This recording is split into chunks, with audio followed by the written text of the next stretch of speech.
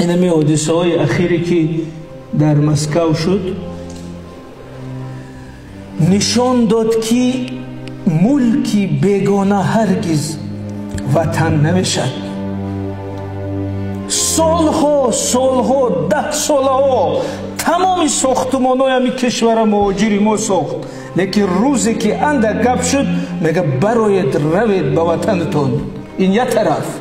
دوم این که بینید ما قهر کرده رفته می وطن مثلا نکوهش کرده، شکایت کرده، بلیت گرفته در ایرپورت صورت گرفته، خواهی من رفتم گفته رفتم، لیکن همی قدر مشکل بیاید باز خسته همی جمعی.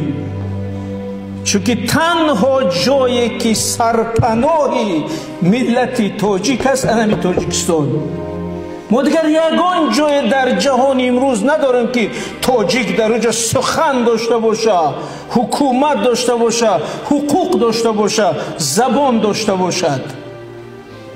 این آخرین جایی است که ما همچون تاجیک روی منبر با غیرت گپ میزنیم، روی زمین با باوری میستیم که اینجا وطن ما، اینجا سرزمین ما، اینجا جایی که زبان ما، فرهنگ ما، حقوق ما، منفعت‌های ما، هستی ملی ما بقا می‌یابد و حفظ می‌شود. پس حفظ جمهوری تاجیکستان همچون دولت ملی دیگر مسئله سیاسی، فرهنگی و تندوستی نیست.